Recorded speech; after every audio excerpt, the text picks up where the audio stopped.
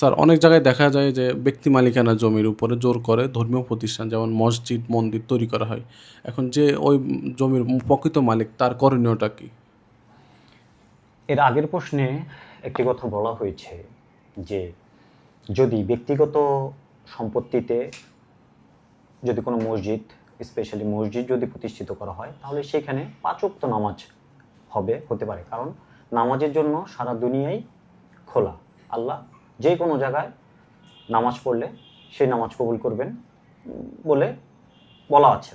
কিন্তু যদি আপনার জুম্মার নামাজ আদায় করতে হয়, তাহলে সেই ক্ষেত্রে আপনার ওয়াকফকৃত সম্পত্তিতেই আপনার জুম্মার নামাজ আদায় করতে হবে।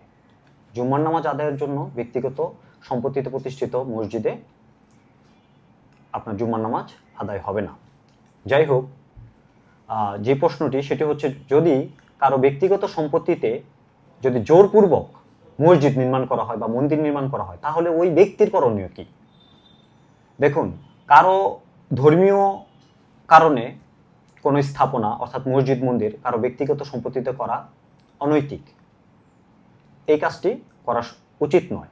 যদি এরকম কোনো প্রতিশ্রুতির কারণে কোনো মসজিদ বা মন্দির নির্মাণ করা হয় যে কোনো ব্যক্তির সম্পত্তিতে নির্মাণ করা হচ্ছে, তাকে হয়তো টাকা দিয়ে দিবে অথবা তাকে অন্য জায়গা থেকে জমি দিয়ে দিবে, তাহলে সেই ক্ষেত্রে এই প্রতিশ্রুতি রক্ষা করা ওই এলাকাবাসীর এবং মসজিদ বা মন্দির কমিটির কর্তব্য।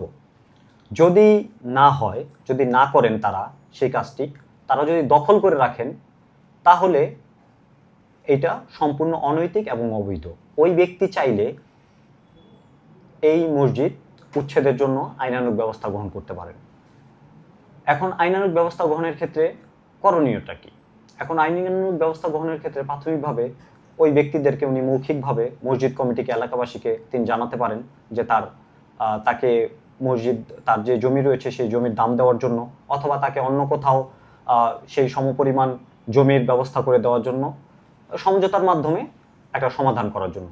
যদি এই সমস্যা যদি সমাধান না করেন, তখন সেই ক্ষেত্রে সে একটি লিগ্যাল নোটিশ দিতে পারেন মসজিদ কমিটিকে, এবং স্থানীয় জেলা প্রশাসন এবং ধর্ম মন্ত্রণালয় সহ এবং ইউএনও তাদেরকে অনুলিপি দিয়ে একটি লিগ্যাল নোটিশ দিতে পারেন যে যদি এই মসজিদের যে সম্পত্তি রয়েছে, মসজিদটা যে সম্পত্তির উপর করা হয়েছে, তার যদি দাম দেওয়া না হয় বা তাকে যদি উপযুক্ত ক্ষতিপূরণ দেওয়া না হয়, তাহলে আগামী এত দিনের মধ্যে এই মসজিদ সরাই নেওয়ার জন্য অনুরোধ করে একটি লিগ্যাল নোটিশ দিতে পারেন।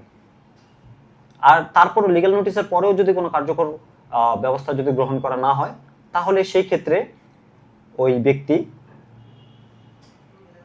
প্রয়োজন মাফিক অর্থাৎ আইনজীবীর পরামর্শ মোতাবেক দেওয়ানি মামলা করতে পারেন তার জেলা আদালতে, অথবা যদি সেই ধরনের কোনো গ্রাউন্ড থাকে যেখানে সরকার তাকে সাহায্য সহযোগিতা করছে না উপযুক্ত, এবং সেই জন্য সে ক্ষতিগ্রস্ত হচ্ছেন, তাহলে সেই ক্ষেত্রে মহামান্য সুপ্রিম কোর্টের হাইকোর্ট ডিভিশনে রিট মামলা দায়ের করতে পারেন।